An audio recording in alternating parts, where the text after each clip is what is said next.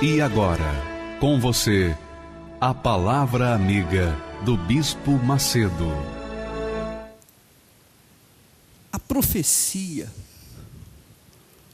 que nós vamos dar para o povo significa a proclamação da libertação do povo de Deus. Você sabe, pelo relato de Ezequiel 37, que há duas fases das pessoas que vêm na igreja. A fase em que ela está osso seco, aliás, três fases. A primeira fase é osso seco. A pessoa, quando vem na igreja, é osso seco. Está morto. Está morto nos seus delitos e pecados. A segunda fase é a fase que, diante da profecia que nós proclamamos, então se constitui pele, nervo e se forma um corpo. Essa é a segunda fase. E a terceira fase é quando, mediante a profecia, a pessoa recebe o Espírito Santo. Aí ela realmente é salva. Ora, nós temos essa visão, esse entendimento, de que mediante a nossa palavra, que vem de Deus, seja pela própria Bíblia, seja pela inspiração do Espírito Santo, então essas fases vão acontecendo na vida da pessoa. Primeiro ela recebe carne, depois recebe o Espírito. Ela se forma um corpo, depois recebe o Espírito e se torna um grande exército. Faz parte do exército. O que aconteceu com você? O que aconteceu conosco? Ora, mas nós precisamos saber, não esquecer, que o diabo também trabalha com as suas profecias.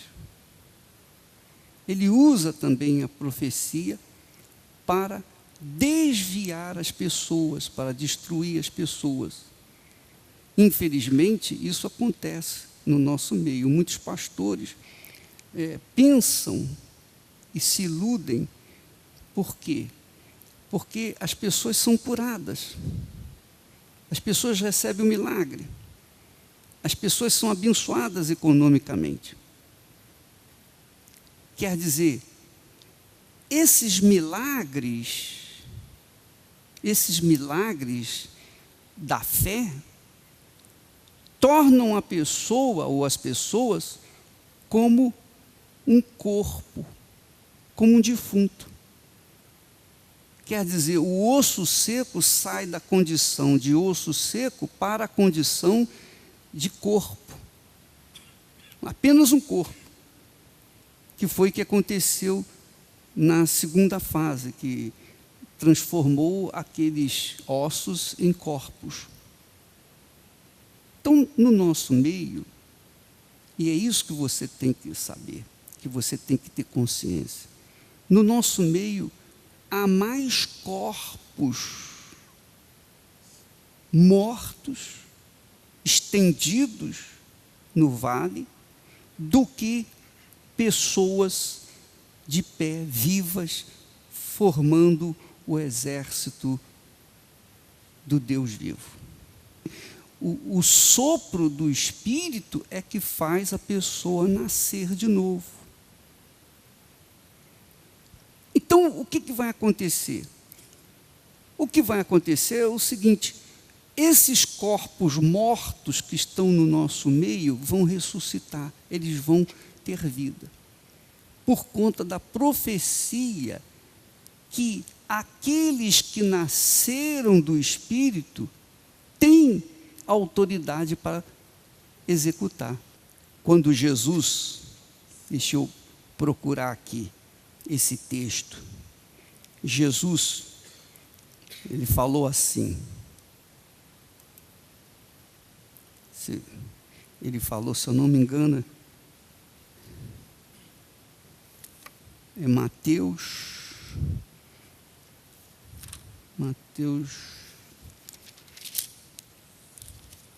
está aqui, Mateus 22, versículo 37.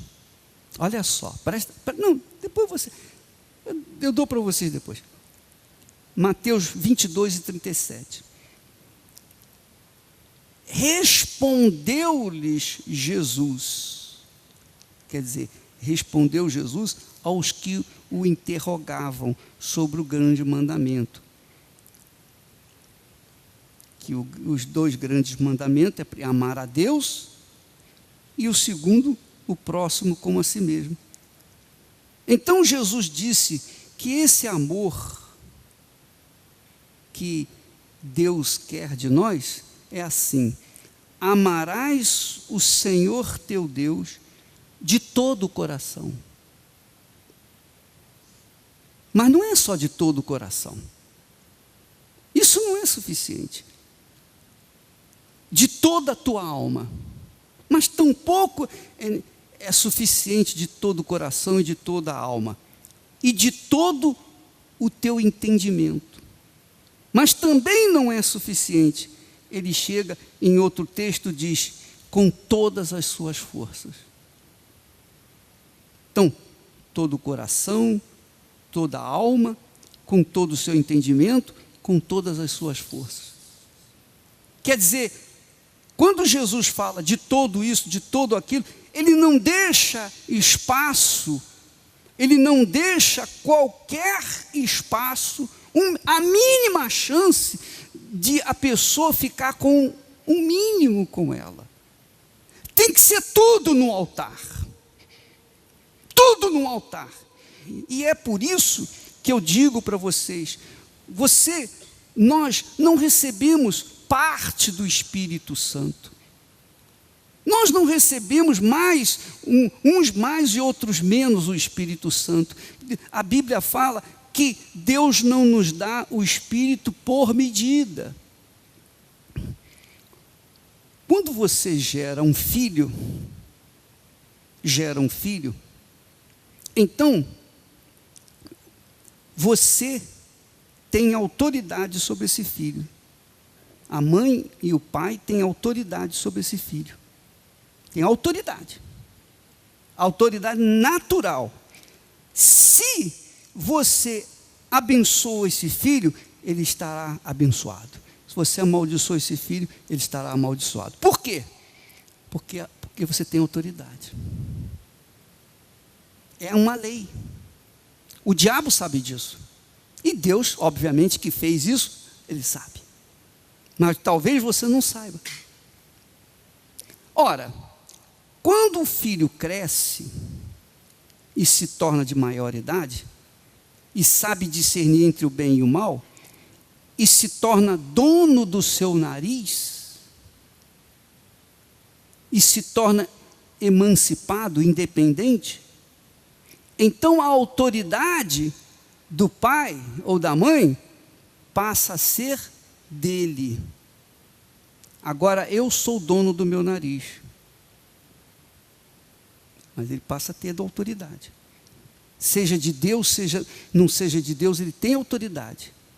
Cada pessoa tem autoridade sobre a sua própria vida. Então, se essa pessoa fala alguma coisa ruim em relação a ela, então vai acontecer aquilo que ela falou, ruim. Se ela fala, determina alguma coisa boa, então vai acontecer aquela coisa boa, por causa da autoridade dela. Seja incrédula ou crente. Compreendeu o que eu estou falando? Agora você vai entender por que Deus falou: diga o fraco, eu sou forte. Por isso, porque se o fraco confessar fraqueza, ele vai ficar mais fraco ainda. Por quê? Porque ele está profetizando, exercitando a autoridade que tem sobre o seu corpo.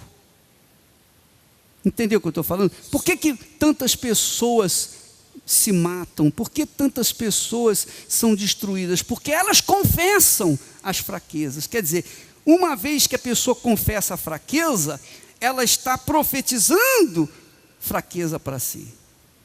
Você tem que estar ciente da sua autoridade. Diga ao fraco, eu sou forte. Então você agora sabe por que Deus falou, diga ao fraco, eu sou forte. Porque cada um tem autoridade. Você tem autoridade. E você tem muito mais autoridade do que um pai, do que uma mãe, do que uma pessoa comum. Você tem a autoridade de Deus. A autoridade do pai e da mãe é limitada até a idade do filho ser adulto. Porque depois o filho sai de casa, pronto, os pais perderam a autoridade.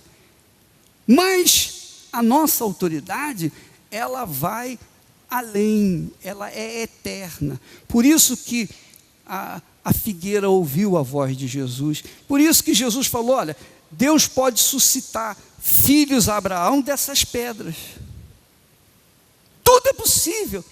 Porque a sua voz, a nossa voz, não vai sair de um coração, não vai sair de um desejo seu, mas vai sair do trono de Deus. E quando a voz vem do trono de Deus, então há luz, há porção seca, há o que? Tudo que Deus criou